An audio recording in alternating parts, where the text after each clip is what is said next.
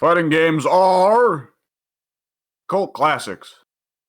I guess this is a pretty good example of a cult classic, even though it's fairly recent. Yeah, I suppose so. Fighting games are also spiritual successors to setting Melty up a Blood, right? setting up a tournament in the toilet. Yes. Though Uni has managed to escape the toilet, thank God. Yeah, because I think Uni's guest is older from what I remember, but I don't remember because I never actually managed to download Melty Blood, so I couldn't compare the two, even though I wanted Well, to. Yeah. isn't the girl with the whip supposed to be a middle schooler? Nanase, I think her I name don't was. remember. No. Nana says her classmate. It's Fonan. Oh, right. That's such a stupid name. Yeah, that's her story as well. Her story is, oh well, I guess I have demon powers now, and for whatever reason it gave me a whip, so I guess I'll just play into this whole S&M thing. Oh, Jesus. And her fumbling about, and no, everybody basically laughing at her, more or less. All right. So, hopefully, not a middle schooler. Yeah, hopefully not a middle schooler. Hopefully at least a high schooler. Hopefully older, but that's not likely. Yeah, now with Japan.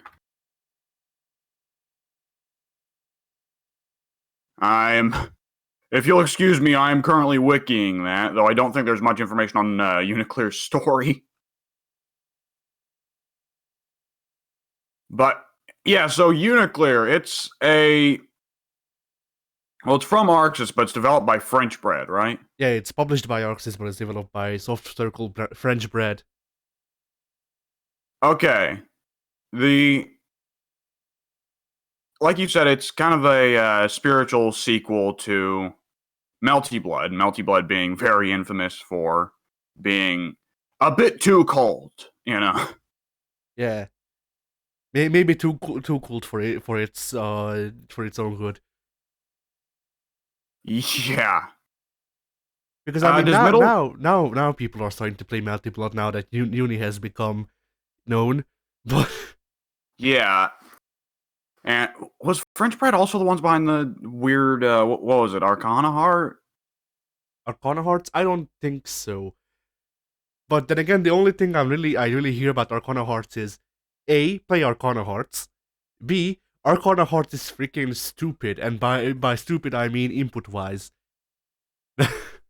My understanding is that it's like a Sailor Moon type game, but that's just from seeing it in the PlayStation Store. I didn't even check Here, if Arcana Hearts is on freaking the PlayStation Store. Are you thinking of Chaos Code? maybe. I'm Because sure the game's terrible aesthetic wise, but like I have fond memories associated with it. I've never actually seen the game itself, but you've seen the bit from Super Best Friends, right? which bit? So Matt, Pat, and Wooly always made fun of Liam for playing Japanese weeb games, especially ones starring little girls, right? Yeah. And they specifically made fun of Liam for playing Arcana Hearts. And during one recording of Parasite Eve, it was Pat and Wooly were playing. And they were just standing around, and then suddenly the PS3 gives a notification in the top left corner. Arcana Hearts has finished installing. And Wooly just fucking loses it. Because it's Pat's PS3. Oh. I mean, yeah. Once again, the only thing I remember, at least I think it's Arcana Hearts I heard it about, is that there's a character whose super isn't even a pretzel. I think her super input is You drawing have a to do a pentagram. pentagram. I heard about that. Oh, God. Okay, so for one thing, I was inclined to never try Arcana Hearts because it seemed like a creepy Japan thing. But, oh boy, yeah. Yeah, when you get to that input level, it's like you don't intend for people to really play this against each other, do you? I mean, you may intend it to be a competitive game, just not that one move. Yeah. I mean, don't even like the pros at KOF have a hard time consistently pulling off the pretzel under pressure?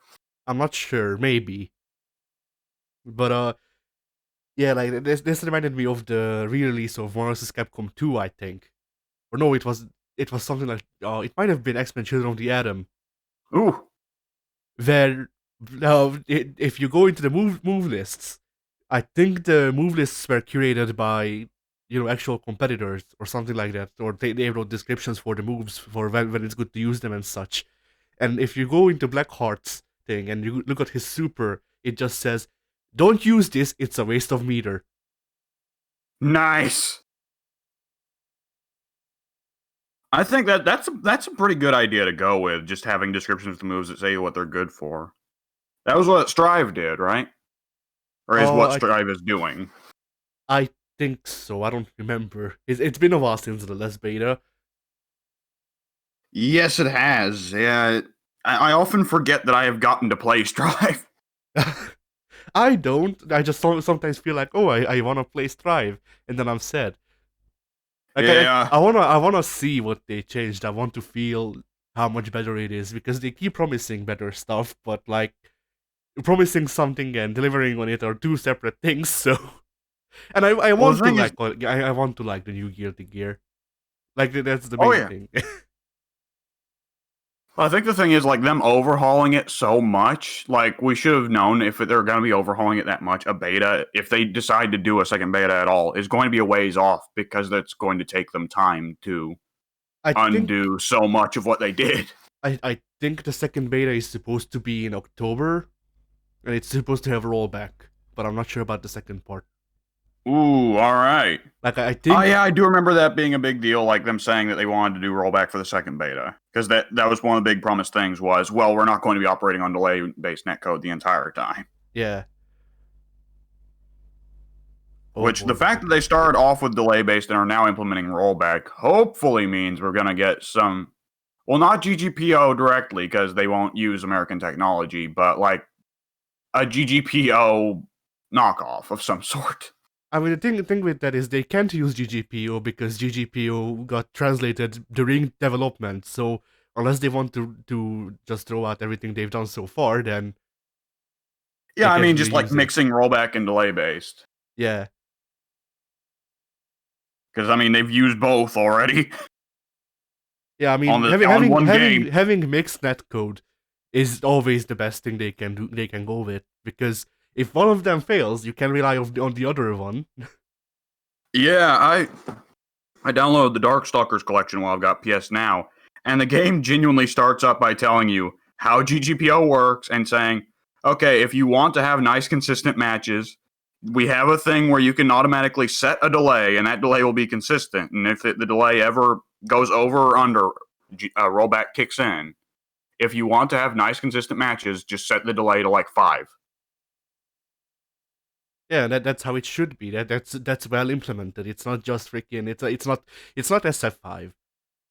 Yeah, it's And the problem with like, it's not even Killer Instinct because from what I remember, Killer Instinct doesn't have mixed. It just has good like close range rollback and spotty but functional long range. yeah, what was I going to say? I mean, the thing is like, when GGPO does it like that and makes it sure that there's always a consistent frame delay, like that makes it much more reasonable to just go into practice mode and be like, oh, I always have my online frame delay set to 5, so I'm just going to practice with a frame delay of 5 set. Yeah, So you have your combos trained for when there's frame delay. Though I imagine that's a bit awkward when you go to tournament and you just get your ass blown out because you're mistiming every combo. yeah. But hey, there ain't any going to tournament during this, so whatever. We're Go at to a tournament nice, right now. We're at yeah. Evo. If you couldn't tell. Yeah, we all got we both got COVID from all the assholes at Vegas that brought COVID with them. Yeah, it's my first time in Vegas. It is a place. Yeah. Addy, we've had to keep Addy locked in the Evo tournament room because he's a gambling addict. Yeah, it's real bad. I just can't hold back the gotcha demons. You just need those naked pictures of Solid Snake. Yeah, I just need those close-ups of Chun-Li's thighs I can only get for freaking 30,000 a pop. A chance to look at Yeah. them. Not even the actual thing, just a chance to look at them. because it's not even not even a separate thing that you can get. It's not it's not a separate picture. You win. That's the big prize. You win a chance to look at a picture of a close up of Charlie's thighs. Do they Oh, not have Photoshop in Japan? uh, that that got stupid real quick. Anyway, All right, Uniclear. So, Uniclear, another fighting game that is probably going to be implementing rollback soonish. yeah, the main dev has said that he wants to look into it and see if they can implement it themselves. Yeah, I think it's starting to really make the rounds after Street Fighter V implemented it, because like Capcom screws the pooch with just about everything they do with fighting games nowadays, but they are still the one that is the most respected and people look at. You know. Yeah,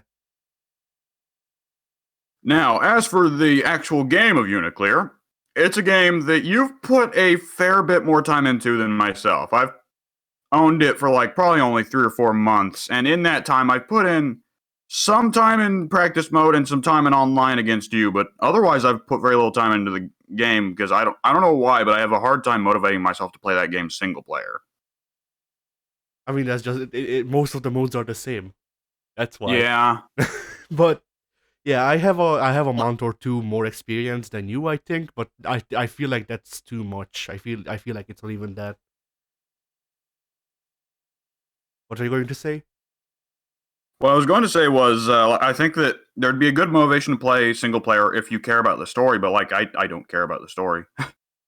Yeah, the issue with buying into a series like this, in the middle of the series, is that you don't know what the hell's going on, so you don't care.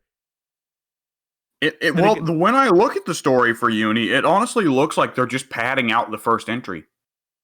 it seems 'Cause, like it from the shit that's in the game, from going through the arcade mode. It seems like it.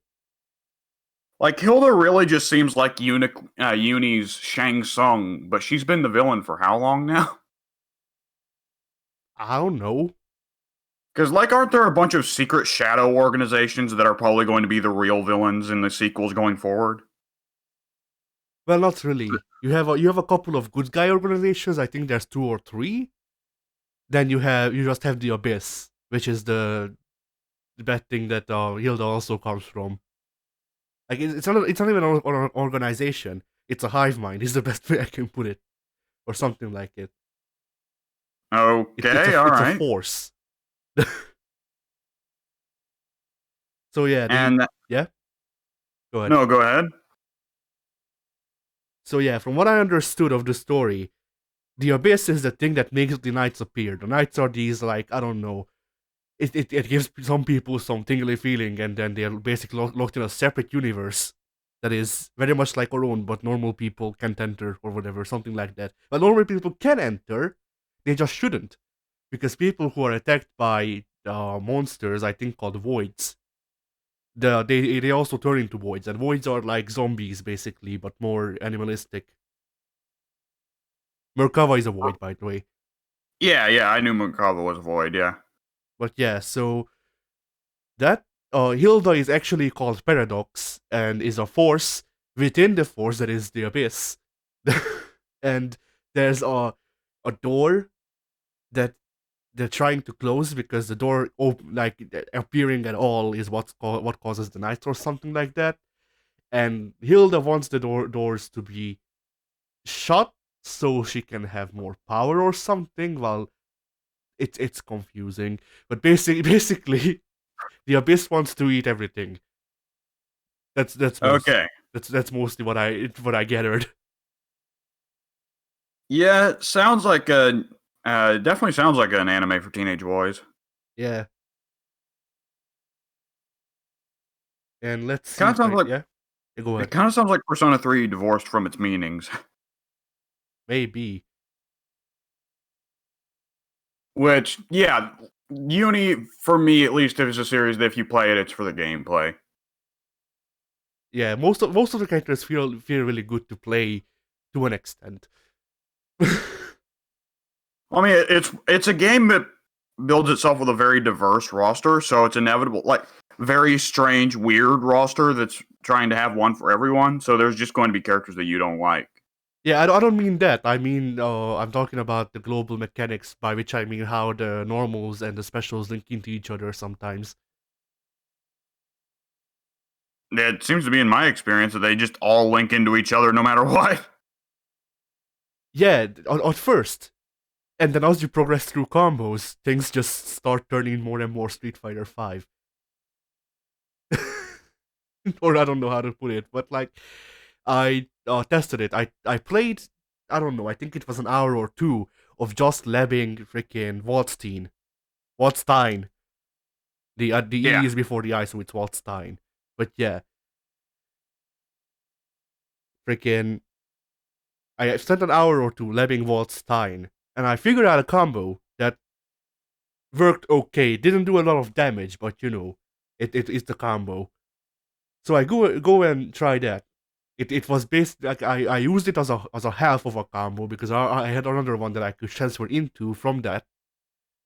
So I tried to do the whole biggest combo with the two separate parts that I have figured out beforehand, and it just wouldn't link up, and I didn't know why. And after checking everything that I could, it's basically it's not up to the frames. It's not up to the freaking to dropping combos, or you know, it's not whiffing attacks and shit. Literally, after a point, the game just refuses to award you to hit. Which, I yeah. Yeah, there's like an anti-infinite system in place in Uni, Oh no, definitely. I'm not talking about the anti-infinite system because, yeah. But the weird thing is that I could still continue doing other moves off of the part where it broke, just not the one that I was trying to go for. And that's the weird part to me. Because if it was just like, okay, after this amount of hits or this amount of damage, the combo just breaks, then that makes sense to me. But be going like, or even like freaking looking at a move if it leads into an infinite, like with his forward heavy, where you could just Nah. throw people continuously, like that makes sense. But it was just, if you do the combo, and if you try to do that move in the combo at that point, not before, not after, at that one point, it will not work. That sounds peculiar, but I'm not seeing like it in action, so I can't provide advice for why that might be the case. And like, I mean, we could talk further about it, but it's a very specific case, you know? Yeah, it's a very specific case, but that's basically what I've noticed. The inputs also feel a bit stiff sometimes to me, but that's just because Uni has its own rhythm that you have to get used to. So Yes, Uni definitely works on specific inputs, definitely a lot tighter than say Street Fighter does. yeah, Which is kind of the point with like its big crazy like, oh, just about anything will combo into anything else stuff. Because otherwise you'd be doing the wrong the wrong moves and it'd fuck up your combo. But it is definitely a thing where I've had several times where, as Hyde, I have tried to do, let's say, the medium projectile, and instead Hyde just does his forward medium. yeah, It's one of those things where you have to make a choice. Like Mortal Kombat, by now, Mortal Kombat just straight up has a option in the menu that is like that just says, oh, I forget what it's called, but it's like input special move input strictness or something like that, right? yeah. And you either set it to low, at which point you need to do like the exact input like Uni, or you can set it to high, which is way too high. And if you just so much as crouch and then at some point in the next second push forward and punch, then you do a Hadoken. Not even the next second, the next minute. Yeah. Anytime in the next minute you try to move forward, it's actually a Hadoken. Yeah, you just press a direction and moves come out. You're not even pressing buttons now. Yeah. So, out of everyone on the cast, if you could remove one character from the game, who would it be? That's a good question. Because I could go for a cheap answer and say Lodraka because I didn't actually get to play as him. He's alright. Yeah. He's Jin Kizaragi, but also Sub Zero. Yeah. Or let's see. Who's the one I freaking dislike the most? Well, if you want to do it for story reasons, then I would say you probably just like Nanase, right? Because isn't that her whole thing in the story? Is she just Yeah, go ahead. isn't her whole story just accusing Hyde of being a rapist? Yeah, Okay, that's Japan. I mean, it's not accusing him of being a rapist. It just sounds like it for most of the story, and then it's revealed, oh no, she's just using those terms to talk about how she got bit because of Hyde. Yeah, I know. And yeah, but Oria. Oria is the character I like fighting the least. Who is that? Oria, the chick with with the persona. Oh, I loved her. She I was mean, like one of the few characters I immediately looked at, and I was like, yeah, I'd main this character. yeah, I don't mind. I don't mind her gameplay. I just don't like fighting her. What do you mean? Oh, her AI is asshole. That's it, really. Heh. But overall, like actually, if we're on that point, I'd probably remove Wagner because while she isn't as annoying to fight. At least Oria isn't, or Oria's character isn't basically being a Nazi. So Eh. But Wagner's one of the bad guys, isn't she? no, Oh, well, isn't she like trying to hunt down and kill anyone who's even slightly related to the Voids? well, yes, that's why I said that she's basically a Nazi, but Like, it's portrayed in a neutral to positive light, because the only real bad guy, from what I can tell, is just Paradox, and that's it. okay, I thought she was doing something like she was trying to kill Gordo or somebody, wasn't she? Gordo and Enkidu work for her, but both of them are like, yes, I work for Hilda, but really, once we're done with this, if she doesn't deliver on what she promised, I'm going to attack her. Like, that's Gordo. Enkidu just straight up leaves and just denies that he's working for her anymore. Yeah, I was about to say, my understanding of Enkidu was that he's supposed to be the not Lone Ranger, but like the Akuma of the Yeah. Uni cast. Yeah, Enkidu is the Akuma of the Unicast, so much so that he doesn't even have powers, he's just that strong. Yeah, he's just playing for his own side. Yeah. Oh no, I don't mean that. I mean, during his story, No, I know that you mean he literally has no night related superpowers. He is just a really strong human. yeah, which is funny to me. Like it's a trope characteristic, but still, it's pretty funny to me. Then again, It can be nice yeah, it can be nice depending on how they execute it, but I gotta admit, Enkidu has some superpower looking moves. yeah, Like, yeah, doesn't he have ki come out of his feet when he spins and shit? yeah. Not only that, but his super move is a freaking Hadouken, dude. Oh my god! Yeah, But that. Okay, well that's just. Well, then just say not his superpowers aren't related to the night. yeah, the one, like, there's another character who doesn't have a superpowers, I think, and that's freaking Yuzuriha. Well, yeah, she's just got magic sword. Yeah, I'm not sure if it's magic. It's just long sword. That can shorten when it needs to for some reason. Yeah. that can become longer and shorter, depending on how the balance needs it to be. They can become longer and shorter depending on how excited Yuzu is. Yeah, it's a lot better to just call her Yuzu. A Yeah. lot easier on us anyway. It's not that we can't pronounce Yuzuraha, it's just that that's 3 syllables. Yeah, I mean the thing with 4. Yuzuriha. Yeah, the thing with Yuzuriha for me is that I'm just so used to calling her the wrong name, because for whatever reason my mind flipped around the two less syllables. So to me, she's Yuzuhira. Or not even the syllables, freaking hell, the other ones. Consonants. Yeah, the consonants. Anyway. Not to be confused with continents, because the English language is weird. Alright. Who would I remove anyone? I don't feel like I know the roster too well enough to say that I'd remove anyone. Maybe Phonon. She seems really generic and lame, and her gameplay's not very fun. I'd say that of any of the characters that to me ones you dislike would be Fallen, yeah, and Seth.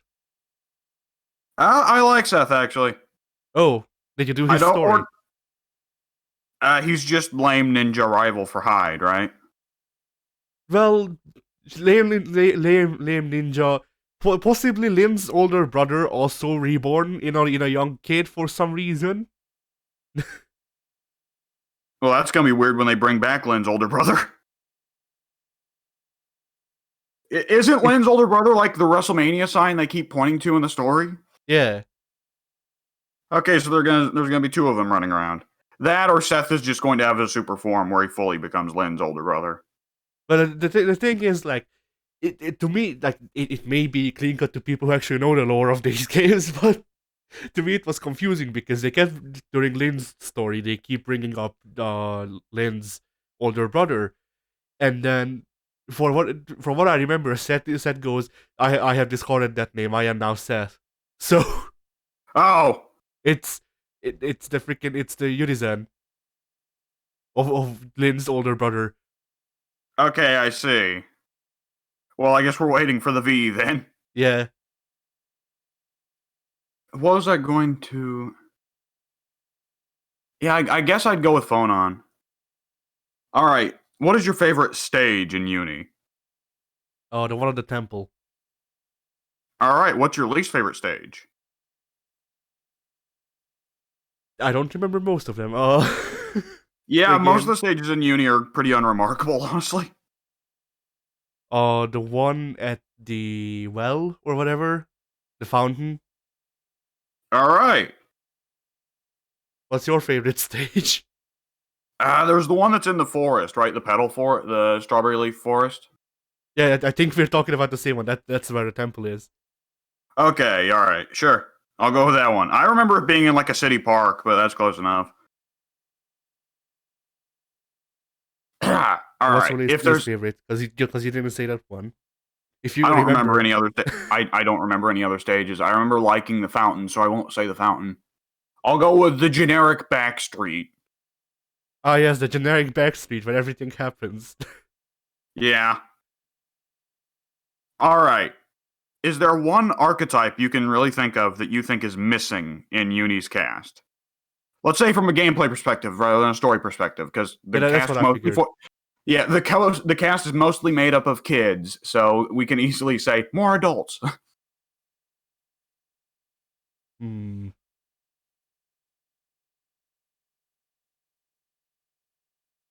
That's a good question. I don't know if there's any gameplay styles that I don't see really represented. I guess there's I guess there's no Rugal. Heh. Are you sure? Isn't there someone who has the gigantic pressure? Waldstein has the gigantic pressure, Yeah, and like but Waldstein doesn't have the Kaiser wave or the Rapuken or the genocide cutter. That's the big one. yeah, but someone does in that game, don't they? I don't think so. But Like Rugal's. yeah. Go ahead. I mean, like let's just be honest here. Rugal's kind of just a oddball variation on the Shoto, Yeah. gameplay wise. I mean, Rugal really is just a best hits character. Oh yeah, for the villains of SNK, yeah, the villains of SNK pre 2000, he was the greatest hits collection. Yeah. Oh man, if we could somehow and KOF, oh god, how many sessions of FGA have turned into us fantasizing about KOF 15? I mean, how many sessions of FGA has just been us talking shit about Street Fighter 5, fantasizing about KOF 15 and Strive, Guilty Gear Strive, and Inevitably, at some me point, we talking will. about me talking about how I dislike KI. Inevitably, at some point, we will talk shit about some major pro fighting game player. Yes. Usually low tier god, but sometimes Justin Wong. But with Justin Wong, it's more of a loving rib rather than, without Low Tier God, it's like, wow, you're a shit person. Yeah, with Justin Wong, it's just funny that something's happened with him, but like that doesn't mean that he's not a good player or that we don't respect him as a player. Oh, really. yeah. Oh, yeah. If I got put in a Marvel 2 match versus Justin Wong, I won't exist. Yeah. Low Tier God, I could probably beat Low Tier God at Street Fighter 5. No, I probably couldn't, but it'd be funny to say I can. Yeah, for the 100th episode, we're paying Daigo to beat us live during recording. I thought you were about to say we're going to pay Daigo to beat Low Tier God, and I don't think we have to pay him for that. Probably not. I mean, it depends on how the freaking matchmaking in SF5 works. How regional it is, but yeah. Yeah. Yeah, LTG would be kind of jumping the tiers for that anyways. A guy who never made it out of pools versus, one of the greatest legends of competitive fighting gaming, The guy who basically started it. At least esports, anyway. Him and Justin, kind of the Hulk Hogan and Macho Man of fighting games.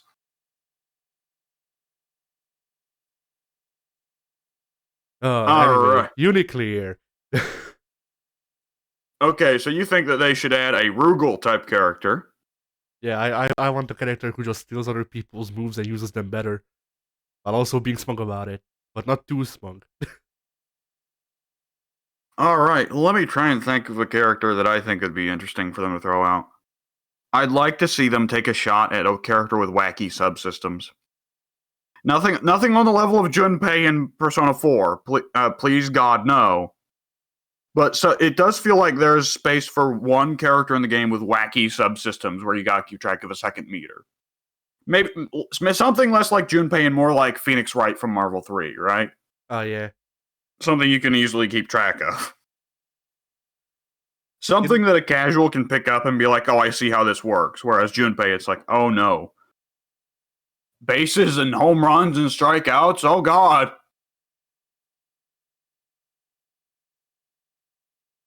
Alright. Now, I can take a pretty good guess at who your main is in this game. Yeah. So, would you say Yuzu is probably like the most you character there's ever been in a fighting game? I mean, if she had a raging demon, yeah. that's the one thing she's missing, really.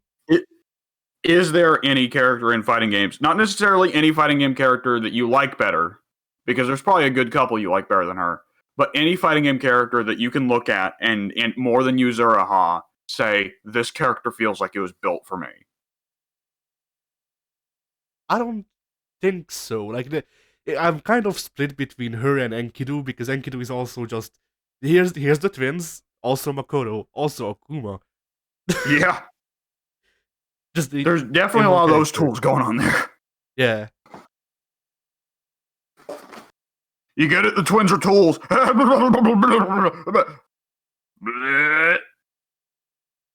Anyways. But yeah, I get, because the thing is, like, the two are the separate things I expect from fighting games, I guess, sort of from a character that I like, is that we can, or freaking hell, words, they don't work. But like on one hand, if I want a more grounded and footsies based fighter, I usually look for stuff like the twins or Makoto or Akuma. So Enkidu embodies that. Meanwhile, Yuzu is Arxis. Yeah. Like, Yuzu is everything I like about Arxis' characters. Yeah, she's definitely got a lot of that going on. I definitely remember, like, you mentioned playing her in Uni, and I was like, alright, well, I'm going to forget that name immediately. Then when I actually tried Yuzuru in training mode, I was just like, oh my god, this is Addie, the character. Yeah, because she has everything. She is younger Baiken, basically. And Johnny. Character-wise. Gameplay-wise, she's a mix of Chip and Johnny. Yes, very much so. They were like, what if Johnny had a teleport? Yeah. And it's a really fucking fast teleport, too. What if Johnny had the most freaking scary jumping punch in existence? Ha! No one escapes the freaking elbow drop. Oh man, it's like a command grab character's jumping heavy, you know? Yeah. I love that that's become a fighting game thing, that for some reason the command grab characters always get the best jumping heavies. Okay, so Yuzu is your first favorite, and Enkidu is your second, but who's your third favorite character in Uni? My third is probably Gordo. Alright, and why would that be? He's Gambit. He's just Gambit without the projectiles. And without the Cajun accent. I guess so, yeah, but he's basically, If Gordo turned out to be Cajun, that'd be hilarious. yeah. He just gets a new intro where he wrestles a crocodile onto the stage, then kicks it off. Freaking yeah. I don't remember. Bloody hell. Did Gambit have command grabs? You know, I don't remember because I never played Gambit. Because if Gambit didn't, then Gordo does. So I guess that would be a distinction to me. Gambit with command grabs. Yeah, but Gordo's command grab is a little weaker because he builds meter by doing it, right? I think so. Yeah. Something like that. And I remember there being something weird with Gordo's little claw command grab. Okay, in terms of just sheer visuals, who's your favorite character? In terms of sheer visuals, probably Waldstein. Alright. Why is that? Waldstein was one the first two characters I saw from this game are Yuzu and Waldstein. Both of them I was like, I need to look into this game. Yeah. Genuinely, the first move I saw of this game was Yuzu's elbow drop. Now that I think about it. Nice. But yeah, Waldstein. I don't know why I like Waldstein. It's just he's Wolverine, but he has big arms. Yeah, very big arms. That's basically the way I can summarize the things I like about him. It's just he's a merging of Wolverine and Sabretooth, but also like the world's largest hands. Waldstein's really interesting from a gameplay perspective too. Yeah, because he's a command grab character with surprisingly not shit normals. Very long range normals, but his downside is he's got the slowest fucking walk speed in the universe. Yeah, but once you get someone, you have them. They're not escaping for a bit. Oh yeah. I mean, like, he wasn't my thing because I'm used to command grab characters with fast walk speeds like Zangief, but like I can see where for someone else he would be the command grab character, you know? Yeah. I mean, for transportation, I usually just use gigantic pressure. So I mean that's the Potemkin way. yeah. And the biggest issue with the gigantic pressure is that you can't easily convert off of it. You need to use Roman cancels. Which, yeah, that's one more thing about this game. There's like a lot of mechanics that they just pulled over from other games. They're like, all right, fuck it, throw it in, Roman cancels. I just wish they also had burst. Yeah, but I think it's like one of those things where they don't want combos to go on long enough that burst is a necessity, I guess. I guess so. It's in the same reason. It's in the same way that Street Fighter doesn't have burst or combo breaker. Yeah, true. But there's a bit of a difference because the average combo that I see in Street Fighter is, I don't know, like 4 moves, maybe 5 if they freaking do a super at the end of it. The average combo I see in this game is 10 moves. It depends on the character, really. Yeah, it really depends on the character. That is true. Like Enkidu, like I picked up Enkidu and was immediately like, oh yeah, 20 hit combo, here we go. Whereas comparatively with like Hyde, I struggled to get a 10 hit combo. Oh yeah. I mean, sometimes the characters are just built to basically use like filling normals is the best way I can describe them. Oh yeah. Like Akatsuki. Did you put any time into Akatsuki? remember who Akatsuki is. I'm trying to remember. The guy from the Nazi game, the Nazi themed Oh, one. yes.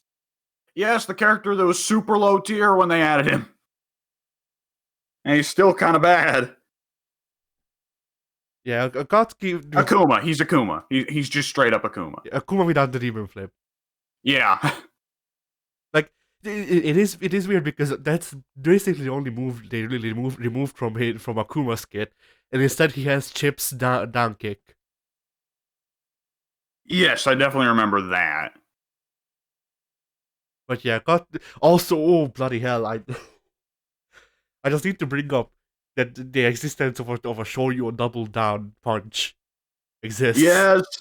Freaking. Oh my god. Like, I'm sure I could get used to it in time, but every time I played Akatsuki, I was like, man, I wish Akatsuki had a Shoryu. I mean, I got used to it, but it took me a while to get used to it. Yeah, I always forgot it was there because it's on double down instead of Shoryu motion. Yeah, and It's not a great Shoryu to begin with, anyways. It's not the greatest, but sometimes like it's a good combo ender, whereas his Tatsu is more of an extender. Yeah, there's definitely a lot of that going on with him. Which isn't his best combo extender actually the EX version of his Hado? Maybe. Boy, what we're saying probably sounds like gibberish to anyone who doesn't know fighting games. Yeah. I mean, this is a fighting games podcast. Yeah, that is true. It's one of those things to think about with fighting games is like, as you get closer to like, oh shit, the Dunning-Kruger effect, right? Yeah. When you're at a low level of knowledge for something, you're like, God, I'm the best. Once you get to a mid level of knowledge about something, you know that you're not the best. And you're like, boy, I'm shit, even though you're actually at mid level. And once you're at the high level, you assume that the knowledge, you're so used to the knowledge that you have that it becomes common to you. And you're like, oh, well, of course, everybody knows this. I don't know, because that implies that we are at a high level, whereas freaking like no rank people usually beat me in Street Fighter 5. So Yeah, but there's like different aspects here. You and I are both so used to some aspects of fighting game lingo that we're just like, oh yeah, it's EX Tatsu Tiger Need, you know? yeah. Then again, some that we also just made up ourselves, because I have seen people describe things that are supposed to be described that way by the larger community, but we're not a part of the larger community, so we just use our own shit. If we understand it, then we can explain it later if someone asks. Yeah. Because I don't really hear people using tatsus and huddles and stuff like that, for example, outside of whenever we talk, because we're just used to calling them the Street Fighter variant, whereas people usually use the actual motions.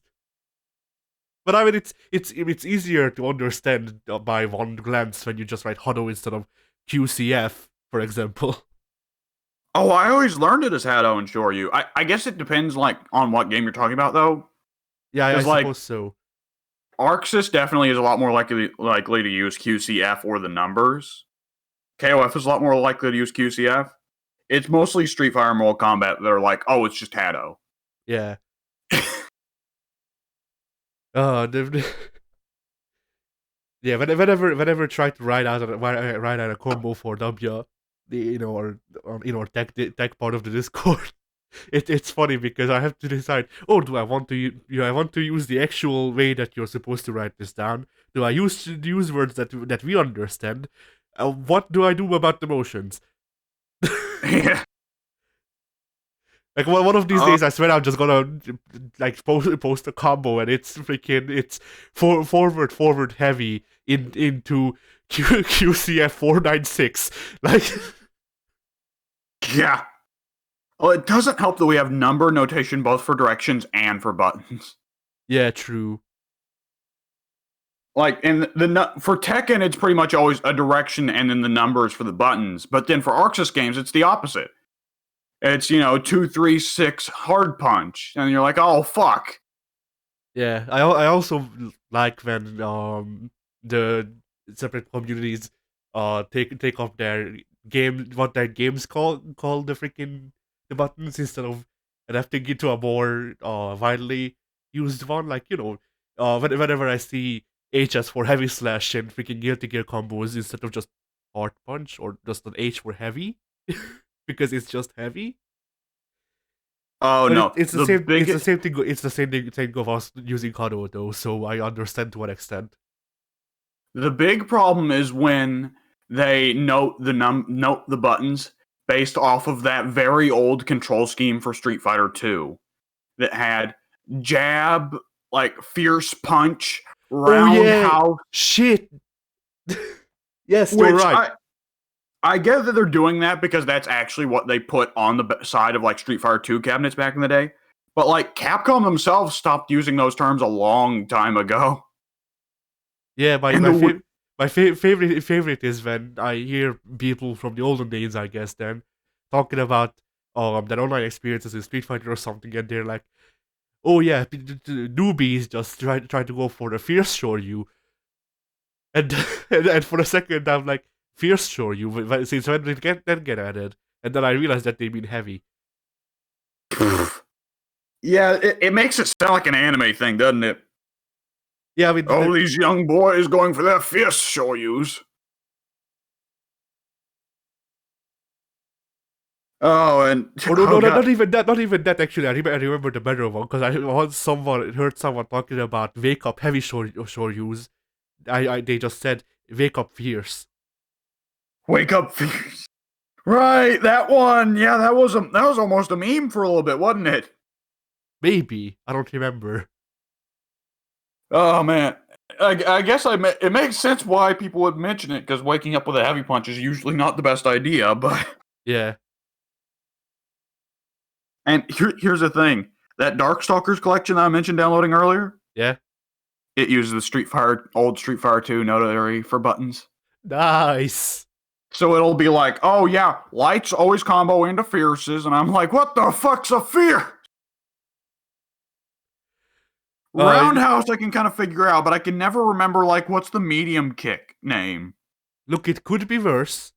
It could always be how SNK used to call the two punch button or the two attack buttons light and heavy. Oh, Even when having a third heavier option. I think that was especially a thing in freaking Essential 5 Special, where I think in the re-release they called them light and heavy, and then to actually get a heavy attack, you need to press light and heavy together, because heavy is actually medium. right, yeah, that whole thing with Sam Shaw. Because I mean, technically, they kind of consider the heavy attacks pretty well to be special moves for some of the characters, right? Yeah. But that's just how Sam Show rolls. Oh man. Oh, to get back to Uni, so I asked you what was your favorite character visual. I guess it's only fair that I should ask you what character's story is your favorite. But you didn't say who was your favorite visual character. I didn't say who my mains were either. So Oh, true. I guess we'll come back to that or something. I don't know. yeah, Then story wise, I liked Yuzu the best, honestly, because usually the ones not tied to the actual plot or the main characters, those are the ones I like. Yuzu is the exception, where she is tied to Hyde because I think she taught Hyde how to fight. And they even bring it up during her story, but her story is basically just, well, I'm Shrine Maiden, so I guess I have to go into the night. And just her going around telling everyone to leave. damn kids, get off my lawn! Yeah. It was also funny because she has in one of her win poses. I think she pulls out a smartphone or something. I'm like, oh no, it's that type of character. And no, that's not a set. But they explained during her arcade story that she, because she doesn't really go out from the temple because she's a shrine maiden and all that. She didn't even know that smartphones came into being. So her sister gave her one or something like that. And she's on her phone during the video animation because she's trying to figure it out.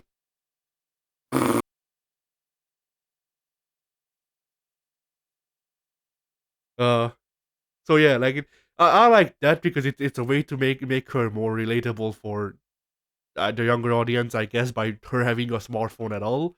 But it also ties into it better because she doesn't know how they work because she wouldn't have had the chance to use them. And her older sister was supposed to be the original Shrine Maiden. She got shafted with it, right? Yeah, she was supposed to be the original Shrine Maiden, but she basically got murdered, and then barely clung to life, so they could bring her back. Yeah, I was about to say, is Yuzu's older sister another pointing to the WrestleMania sign thing? Yuzu's older sister is a ghost. No, Oh, she's dead?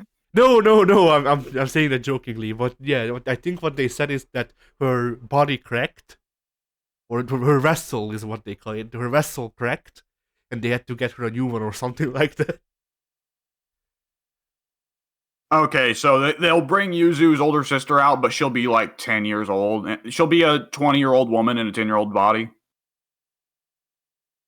I don't know because from what I remember, they even show her and she's supposed to be older or she looks older from what I remember. But I don't think they're gonna bring her back because Yuzu is the Shrine Maiden because she couldn't. She left. She quit. Right, but still, that'd be kind of pointless to run the whole storyline of that going on without bringing her in, you know? True. I I guess we'll get freaking teleporting Johnny Virgil as well. If it turns out she's evil, then yeah, that'd be just straight up Virgil. Yeah.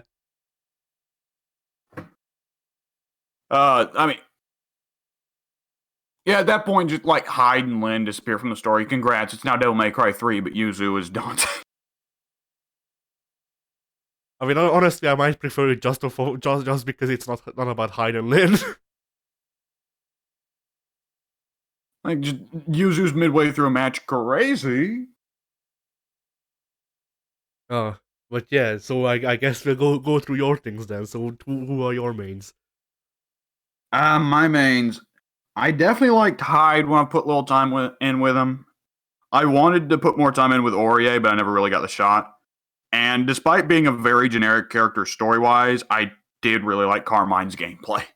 Yeah, Carmine is a lot of fun because he's Iori. He's Iori Venom. Is the best way I can describe him. Yeah, he's definitely got a lot of resemblance to both, though visually definitely a lot of resemblance to Iori. Yeah, visually and thematically more Iori, and gameplay wise, I'd say a good mix. But since he's so since a lot of his moves are centered around set play, I'd say he's closer to Venom, I guess. I don't Boy, know. Hyde is just spoiled for rival characters, isn't he? Yeah. Like, in a sense, he's got Lynn, but he's also got Seth and Carmine. Like, Ryu doesn't have this many rivals. Ryu's had like freaking 30 years. Yeah, and he's only got 2 rivals. You gotta get those numbers up, Ryu. He has 3. Who other than Ken and Nakuma? Alex. Oh, Alex. I never really thought about that. I always kind of thought of like Alex as chasing Ryu in the distance. Yeah. I don't know. From what I heard, it was supposed to be that initially Alex was supposed to be the new lead for 3, and then people didn't like him as much, so they just made him a rival of Ryu, or something like that. Yeah. Yeah, Alex is kind of a big Nero case, where at the time that they debuted him, everybody was like, oh, shit, I don't like him. But the years have been kind to him. And now Alex won't come back for Street Fighter 6 because he was terrible in 5. Yeah. See you in Street Fighter 8, Third Strike. Oh, my soul aches at that. My boy, look at what they've done to my boy. I feel bad about Alex because I forget he exists half the time. But when I do think about him, I'm like, oh yeah, he's one of my favorite Street Fighter characters. Then I forget about him. He is to Street Fighter what Triple H is to wrestling. I Ah, love Triple H when I remember him. yeah, yeah. Just now I came up with a good simile for my one of my gripes with SF5. So, what what SF5 did to Akuma gameplay wise is what Third Strike did to him face wise. Because bloody hell, he looked hideous, like more so than usual. Right, when he was just a nose. Yeah. Because like Right. it makes sense for Akuma to look to not give a shit about his appearance, but like we have a pretty good idea of what his face looks like, and it's not Third Strike. Yeah. It's one of those things where, like, you can tell they kind of just threw him in, but, well, you can tell Second Impact was the one that got the least love out of the Street Fighter 3 entries. Because Yeah, it's him and Urian also has awkward sprites. yeah, true. I love Urian, but Urian's face looks pretty fucked up. So Yeah, whoever was on the sprites for Second Impact just was not on top of it with faces. Then whoever they brought in for Third Strike fucking kicked ass with Chun-Li and Makoto, so yeah. weird shit, man. And in uni, who is the character you find most visually appealing? I guess then. Ooh, well, I like Yuzu's jacket that she's got hanging off her shoulders, but other than that, I'm kind of a fan of Wagner's kind of night look that she's got going on. But I feel like there is an even better one that I can think of, but I am struggling at the moment. Gordo is pretty strong. He's a bit Gambit, he's a bit Dante, so he's not original, but he's still a fairly cool visual design. Yeah. In terms of sheer originality, I'm struggling because Waldstein's probably the most original design in the game. You know, No, Merkava is the most original. Because Waldstein, I can come up with similes. Merkava is a freaking like Merkava. The closest thing I can come up with for Merkava is he looks like one of those like virtual dog toys that I had when I was growing up in the freaking mid 2000s. Like you know the ones they gave away with freaking McDonald's and shit. It had like freaking like 8 freaking 9 dots for eyes or something like that, and plastic ears that you could flip. no. Ah, bloody hell, I don't remember what those were called, but yeah. Basically, I was thinking he looked like a Digimon. maybe. He might. You might be right. But then, a lot of things look like Digimon. Did you see the new Digimon they revealed? I feel like I heard there was a pretty crazy one they debuted. It's just Father from Fullmetal Alchemist. I don't know what that design looks like. It's it's a large it is basically a black wave with eyes. It's the best way I can describe it. Ah, okay. And that character is supposed to be evil god, right? Isn't that what Full Metal Alchemist is about? More or less. Yeah. Yeah, I guess I'd go with, for my favorite design, probably either Gordo or Wagner. All For right. story, Yep. I don't fucking know for story. Hilda. Yeah, Hilda's my favorite for story, sure. Oh, I just remembered a thing about Hilda. So What? during Phoron's story, Gordo lets it slip that he knows a person who can whip the wheel better, the freaking who can wield the Oh whip better, no! who can whip the wheel better, freaking words, who can Wield the wield whip! the whip better than her and looks more fitting for her, and freaking Gordo is like, if you beat me, then I'll. Oh no, Gordo is like, you don't want to meet her. You don't want to become like her. And from then on, goes through the ranks just trying to find this person. And when she finds Hilda, she's like, this must be the bondage queen of the streets that Gordo was talking about. Looks like it, admittedly. That's a reasonable assumption to make. But yeah, they basically confirmed there that yes, Hilda is the whip user. I have to assume that Gordo is speaking metaphorically. Well, that or I just assumed that Hilda used to use a whip some time ago as a weapon before she became good at freaking summoning tribal tattoos. That or her and Gordo used to have lots and lots of casual sex. Yeah. Anyways, so with Uniclear, if you were to point out one single thing within that game's gameplay that you think really makes it special from other fighting games, what would it be? Like the combo mechanics, the meter mechanics, anything. But for one, yeah, the way the combos work, the way the moves flow into each other, usually.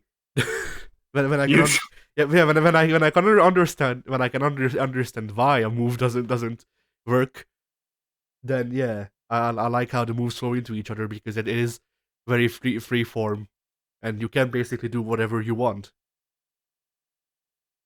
And other than that, I guess I also like the dash hop.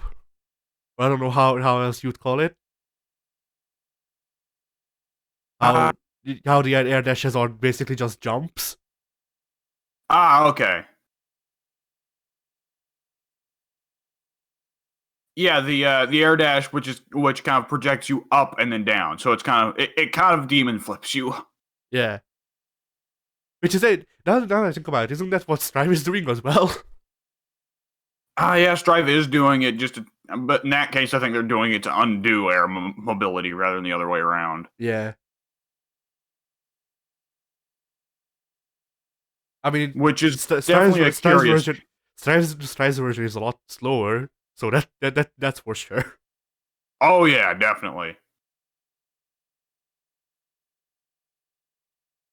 And And what's a gameplay mechanic you like about? I'm good at this presenting job, I swear. I don't think I really have put enough time in with the game to have a definitive opinion on that sort of thing. This is one of those cases where inevitably one of us has just spent more time with the game than the other, you know? Yeah. Other mechanic I like actually is a tug of war that they have over the Roman cancels. Like it's not the best explained. Even I don't 100% understand why sometimes things go up or down. But usually you can understand what's going on, and you don't need to pay too much attention to it aside from glancing over to it every like minute or so. Yeah. Because yeah, it could definitely use more explanation. Yeah. It's the thing that people always point out, but like when you figure it out, it's really just a system to encourage people to be aggressive. Yeah. And also with some of the information, you don't need to really pay attention to it because like you need to look down for the timer and maybe to check how many blocks you have of grid or whatever the hell they call it. But then when you have Roman cancels available, when you can freaking grid cancel shit or whatever, I forget the actual terminology of this game. Then you don't really need to look down for it because the flashing of the bar is, in my opinion, enough to just set off your peripheral vision. Yeah, I agree with that. Like it's well set up in terms of the like the AI itself is nice, clean, and easy to read as soon as you know what it means. Yeah. They should just really like explain it better because I've even been through the tutorial from what I remember, and even now, like once again, I get how it works mostly, but sometimes it just starts going down or going up, and I don't know why.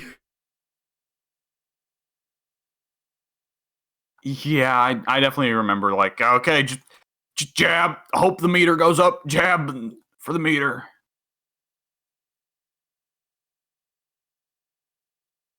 Okay, so I think we've hit most of what we can talk about with Uni. Yeah. How long's it's been? Uniclear just came out like earlier this year, right? Yeah. And when did Unist come out? I've no clue. Let me check.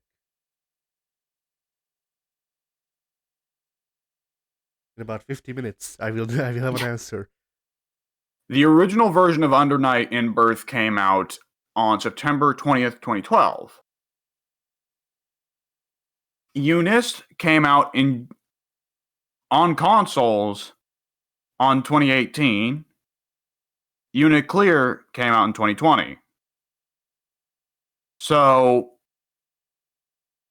okay, wait. So there was Uni in 2012, Uniel in 2015, Unist in 2018, and Uniclear in 2020. So it can be assumed that they're shooting for releasing a new version of Uni every, let's say, 3 years. Yeah. What do you think they should focus on for the next Uni? Hmm. Adding more single player content, honestly, because it's just the time trials or score mode or survival, and that's it. Like All right. the the stories they have, because they do have a separate story mode that's more like Guilty Gear where you watch it. Like that's nice, I appreciate it, but it's also just watching a visual novel. So like even if they just add a ghost battle, I would be fine with that. I mean, what would be the reward for Ghost Battle is the problem. Because, like, you can Loads of unlock money, extra color. What? loads of money, so that you can unlock the Loads of. colors and shit faster. Yeah, I don't know. The colors just weren't enough of a motivation for me to do things, you know? Yeah, I mean there is a lack of single player content, yes.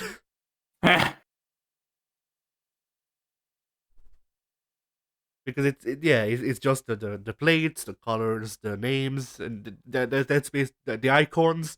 Those are the stuff you can buy with the money, and getting money is a bit tedious now. Then again, I have found a way to get quick money. Okay, but still, it's a bit too tedious to go through extensively, I guess. On the other hand, even if there was an easy way to get money, there's not really anything of value to spend it on, because there's customization, the one limited amount of it there is. But once you run out of getting that, then what do you do? Yeah, that's definitely one aspect of it. Like, I kind of wonder though, like, the way to get casuals in fighting games, right, is lots of single player content, lots of characters. But like, do they really care to hit those bases? Yeah, that's a good question. Because I feel like Uni is one of the few cases where they're just like, "Ah, we're okay. We're satisfied being a competitive fighting game."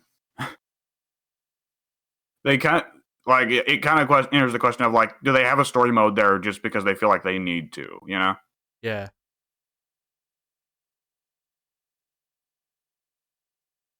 I don't know. What do you think they should freaking hell? Words, they're a problem. But yeah, what do you think they should focus on? I need to start paying attention to speaking slowly, I guess.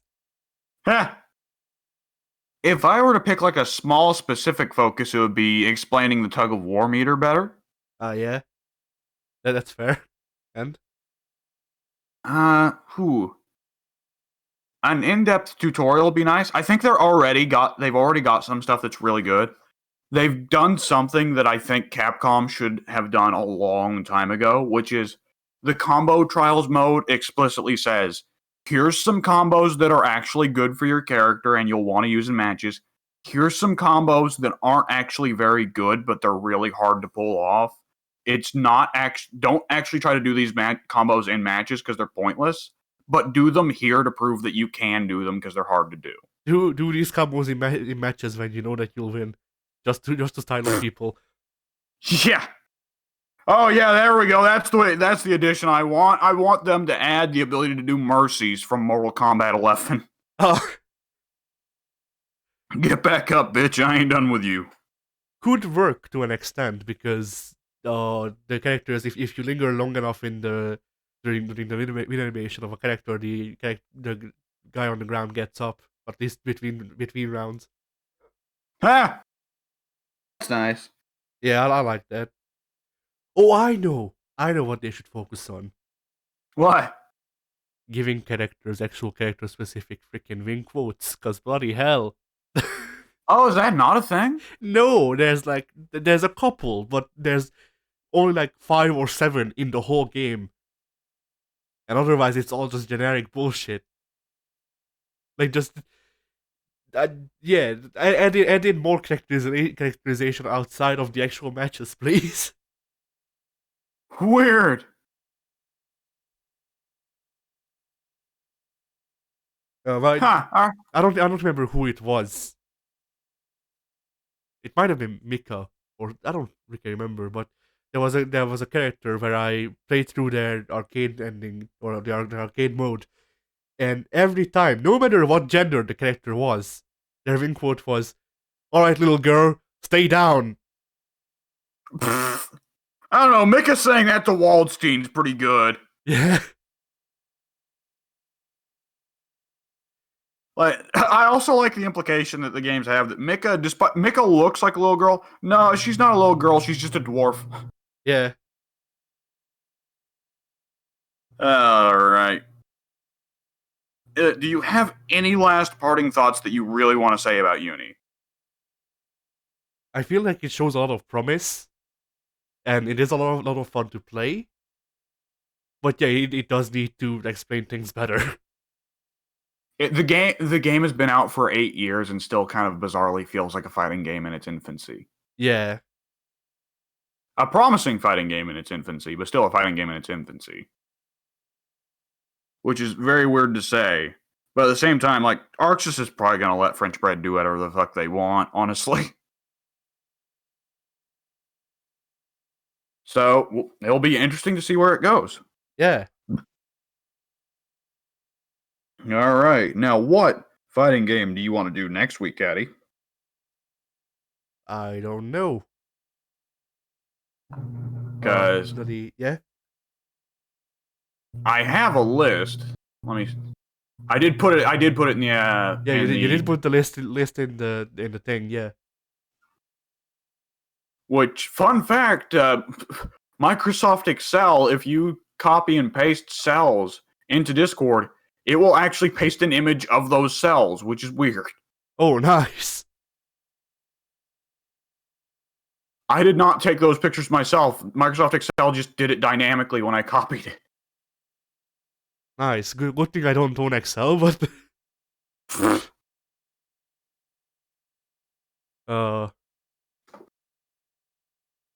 they could go for the weird one and go with For Honor. They did just rework everyone so that Aramusha sucks even more. So, I can do For Honor. or we could do Street Fighter 4. Ultra Street Fighter 4. I mean, Yes, we could do either of those.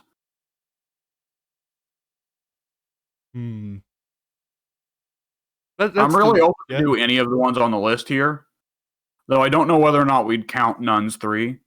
I threw Nuns 3 on there because there are a couple goofy ones I threw in there, and I figured if Anarchy Reigns counts, so does Nun 3. Yeah, I'd say I'd count Nuns 3, but like the Nuns games and games like it to me are similar to Smash Bros, where it's a non-traditional subgenre of fighting games. Yeah, and if we did play it, we'd probably spend a whole lot of the time talking about, like, boy, every character plays the fucking same. Yeah. Which, to my understanding, they helped to get rid of in Nuns 4, but I didn't get Nuns 4. Yeah, I got Nuns 3 just for the sake of saying, like, I've been exposed to Naruto, and after that, I was like, you know what, I'm done. I don't know about Nuns 4's freaking netcode, otherwise I would suggest that you get that because it can be fun to an extent. But yeah, I mean, throughout the whole series, most of the characters are like, most of the characters have variation. It's not a whole lot of variation. Like, you know, it's not about choosing freaking choosing mix-ups and shit. To an extent, that as well at high level, but at low level, low level where I am, it's really choosing the kits, choosing which like normals you lead into which normals. It's kind of a footsie based game, funnily enough. As unfitting as that is. All right, what fighting game do you want to do, Eddie? Let's do Ultra Street Fighter 4. All I right, guess. us 4. And yeah, Fighting games were